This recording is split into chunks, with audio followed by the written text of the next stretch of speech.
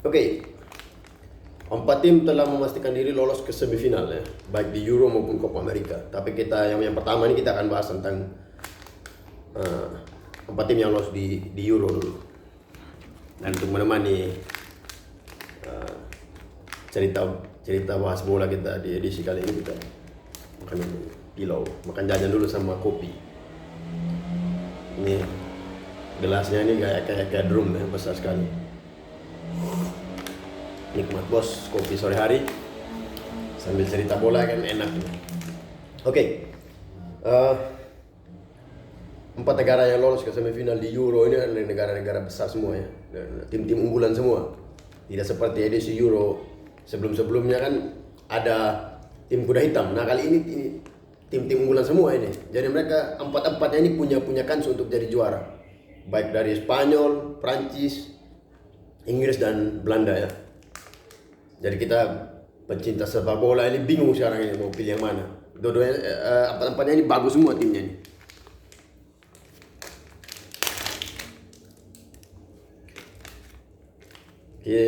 Spanyol dia versus Prancis.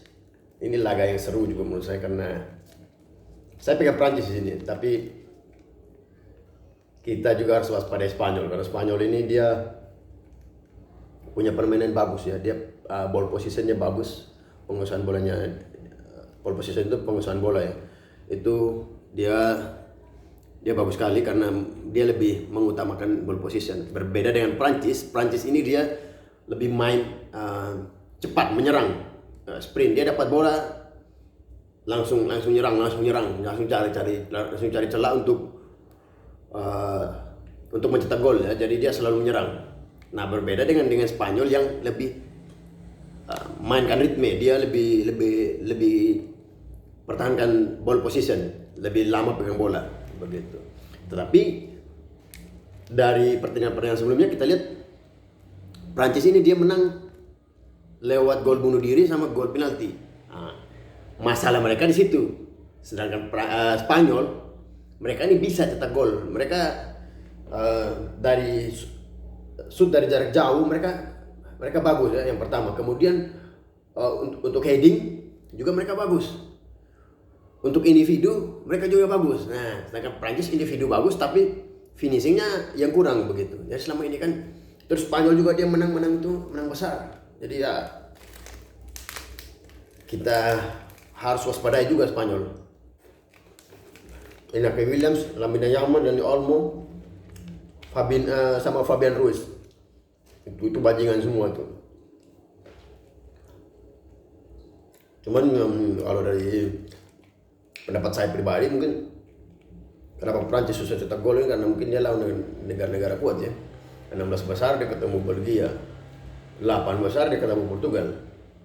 Nah ini kan negara bukan main-main semua nih. Mungkin itu faktor kenapa dia kesulitan mungkin. Tetapi yang saya senang dari Prancis ini dia pemain ini ngototnya ini tidak ada rasa capeknya itu loh. Itu ya yang bagus. Camavinga, Tchouaméni, mainnya cantik sekali, luar biasa sekali. Dan ini juga Real Madrid, ini pendukung Real Madrid tahun depan ini kayaknya musim yang baru ini kayaknya Real Madrid ini akan jadi tim yang sangat kuat. Pemainnya ini Tchouaméni, Camavinga, terus Rodrigo sama Endrick. Kemarin saya nonton, saya coba lihat permainan dari Brasil. Endrick ini bagus sekali bos, dan dia jadi pemain Real Madrid. Ini Real Madrid dia full senyum musim ini. Jude Bellingham juga. Jadi pemain Madrid ini oke lah. Menurut saya Mbappe juga kan sekarang dia udah gabung. Nah, Prancis ini dia punya DNA gaya Real bos masalahnya.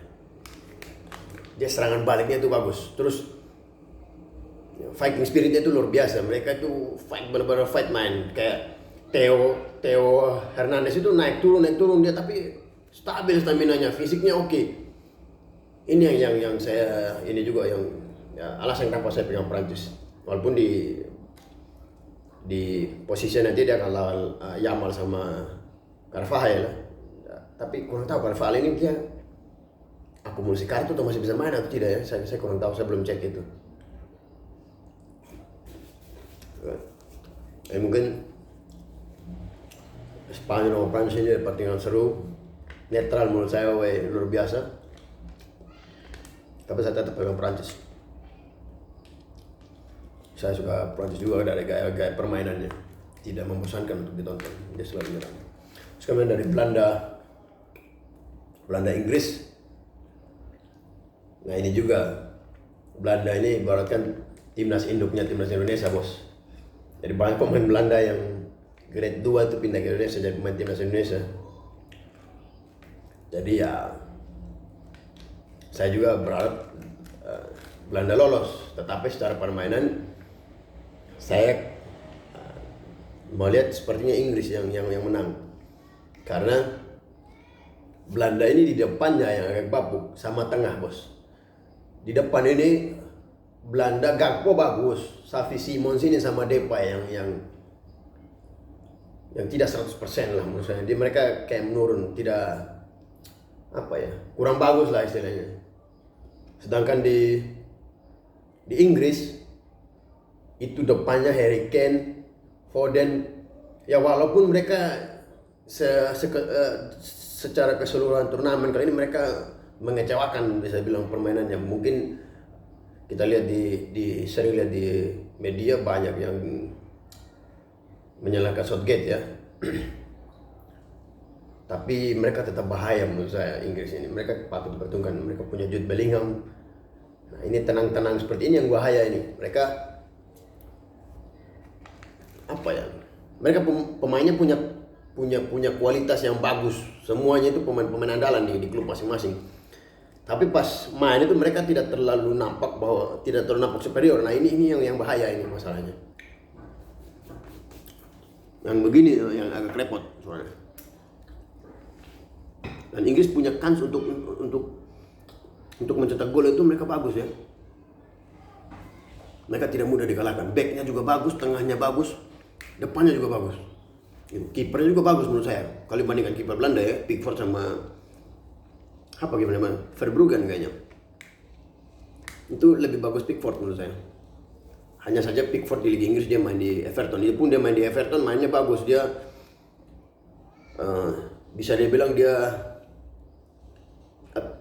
Everton yang beruntung punya kiper seperti Pickford begitu. Kalau kipernya bukan Pickford, Everton bisa degradasi dia. Memang kipernya bagus, makanya kelihatan sekali ketika dia main timnas, backnya bagus, Pickford bagus sekali. Jadi secara permainan saya lebih pegang Inggris.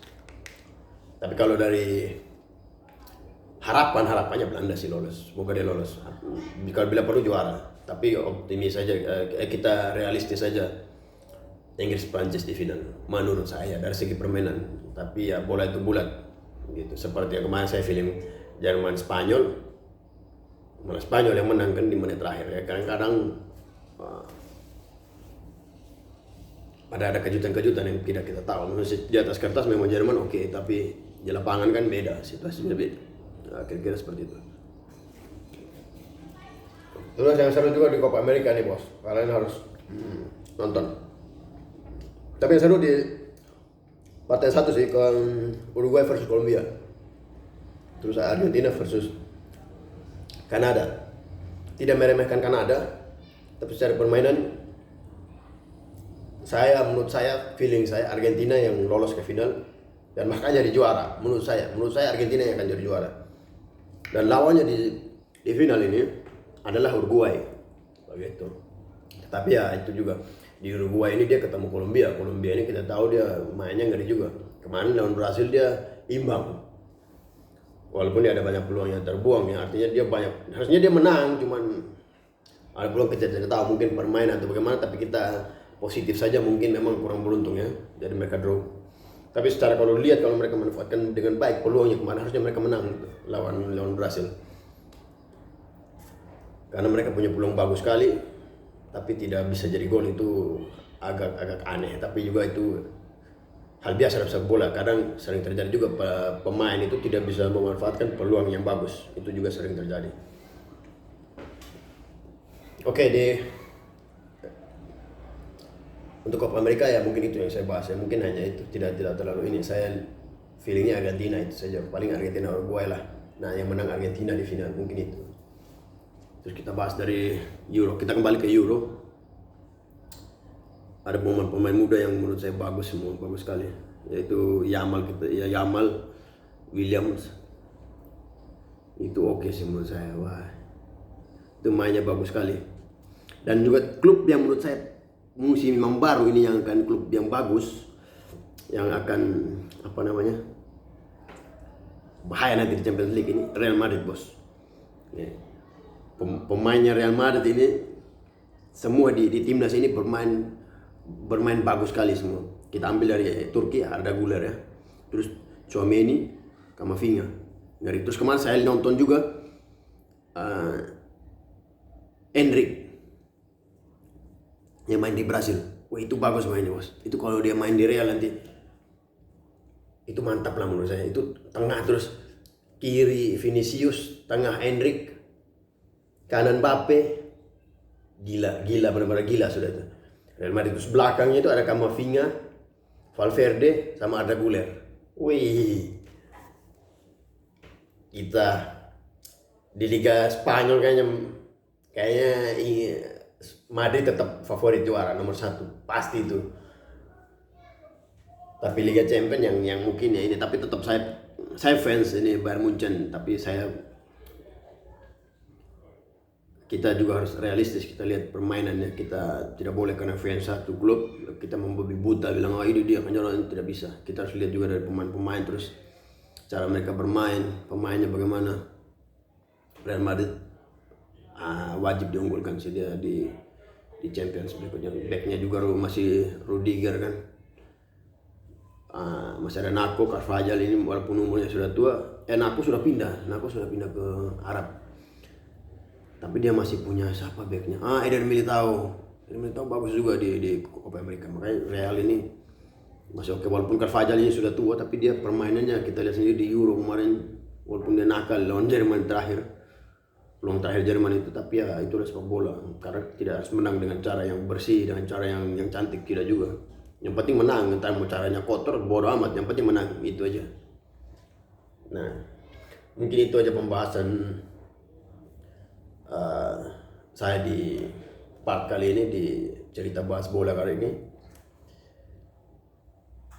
Jika teman-teman suka bola, hobi bola, mungkin mau bercerita dengan kita, ya boleh gabung, boleh komen atau apapun. Kita siap berteman dengan siapa saja. Kita karena hobi kita berteman ya, mungkin itu. Oke, terima kasih banyak. Mungkin hanya itu yang saya mau bahas di sore hari ini. Saya mau nikmati kopi dulu ya. Terima kasih banyak. Salam sehat untuk semua. Salam olahraga juga.